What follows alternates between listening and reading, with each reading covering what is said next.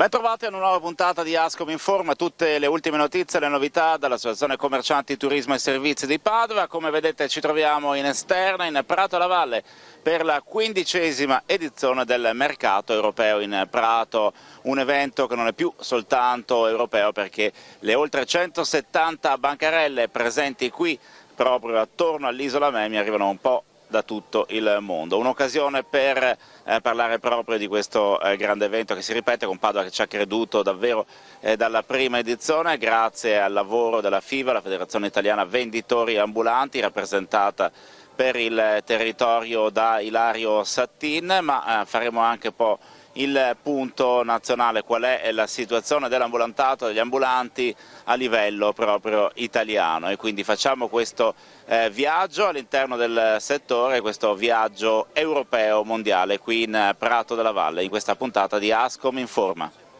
Com'è la situazione a livello nazionale del mercato degli ambulanti?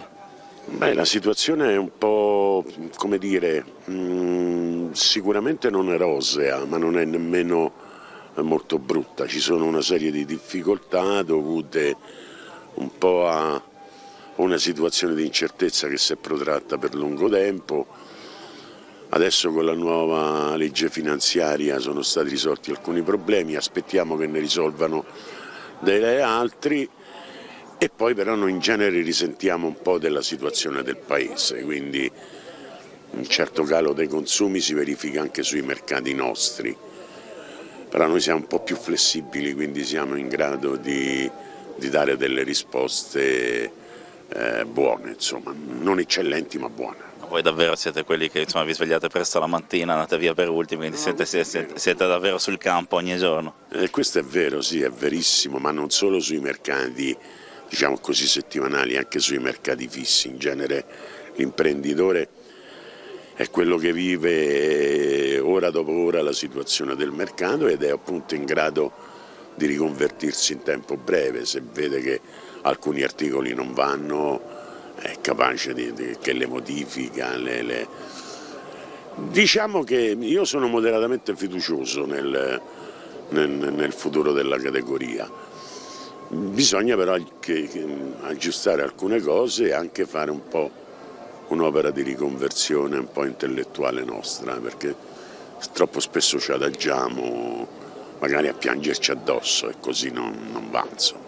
Avete comunque combattuto anche contro, chiedete meno burocrazia, insomma, poi ci sono delle direttive che magari vi hanno penalizzato nel corso di questi anni, avete dovuto fare anche... Lo accennavo prima, noi abbiamo vissuto una grave situazione di incertezza perché a cavallo fra il 2016 e il 2017-2018 una direttiva europea che doveva entrare in vigore poi è stata prima prorogata, poi annullata con l'ultima legge finanziaria. Rimangono aperti ancora alcuni problemi. Io sono stato qui anche nel Veneto perché hanno fatto la norma a livello nazionale, però sono rimaste aperte alcune questioni di tipo locale, per cui voglio dire adesso saranno le regioni che dovranno prendere un po' la palla in mano e ridisegnare un pochettino il sistema.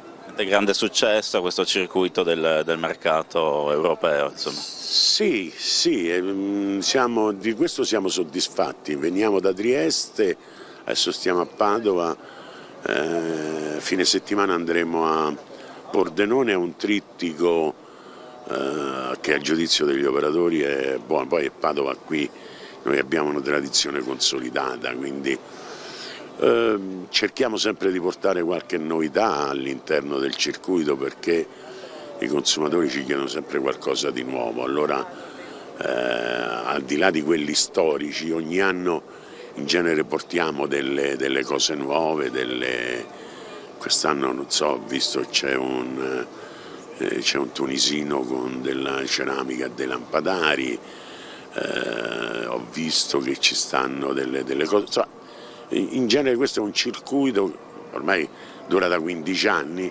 che però ogni anno è in grado di rinnovarsi e di presentare proposte, incontrando oggettivamente una situazione molto favorevole presso i consumatori che apprezzano il prodotto. È tornato, diciamo, a grande richiesta davvero questo mercato europeo in Prato? Sì, cioè, d'altronde è l'unico vero grande mercato che si svolge a Padova.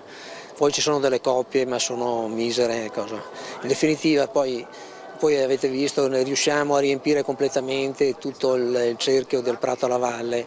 Abbiamo presenti sia europei sia extraeuropei, tutte le regioni d'Italia, poi abbiamo un folto gruppo nostro di operatori locali. Poi questi colori qua si vedono solo in questi giorni qua. È una delle cose che avete sempre portato avanti nel corso degli anni, la fiducia, insomma, ma anche proprio una certificazione da parte della FIVA di tutte le bancarelle presenti. Esatto, noi a parte che le persone che frequentano il mercato europeo sono persone che sono già state controllate, hanno già sono anni che frequentano tutto un circuito, perché dovete sapere che da 15 anni che ha inizio questo circuito qua. Siamo stati tra i primi a portarlo a Padova, per adesso questo circuito va a toccare circa una trentina di città e siamo orgogliosi di questo fatto. La situazione a livello locale invece più in generale, nel settore degli ambulanti com'è? È abbastanza critica perché abbiamo un'incertezza per quello che riguarda noi, siamo usciti, dicono, dalla Bolkestein, però non hanno fatto nessun tipo di legge possibile per poter avere le autorizzazioni. Di conseguenza stiamo aspettando indicazioni da parte del Ministero e se questo non verrà ci muoveremo a livello regionale, inizieremo a fare, perché non è possibile, adesso abbiamo la proroga che scade alla fine del 2020, cioè di conseguenza abbiamo ancora un anno e qualche mese, insomma. E sono da diversi anni che gli operatori sono nell'incertezza, difatti i mercati, i cittadini della provincia ne risentono di questa incertezza. Ecco, quando si pensa al locale, magari si pensa qui a Prato della Valle, al classico mercato, alle piazze, ma in realtà ci sono davvero tutte le realtà, pensiamo nei quartieri, pensiamo in tutti i paesi della provincia di Padova. Sì, noi alla provincia di Padova, a parte questo fatto qua, abbiamo 3.000 operatori che frequentano giornalmente tutti i mercati e poi dobbiamo anche allargare perché a livello regionale siamo 10.000. 10.000 è un grosso numero, ci sono famiglie alle spalle di questi 10.000 ditte. Di conseguenza è importante dare una certezza del lavoro a queste persone e noi è da anni che ci stiamo lavorando e vogliamo al più presto che questo diventi regolare, che chi viene a operare nel mercato sia tranquillo, che abbia il suo posto di lavoro e che abbia la certezza di lavorare per diversi anni.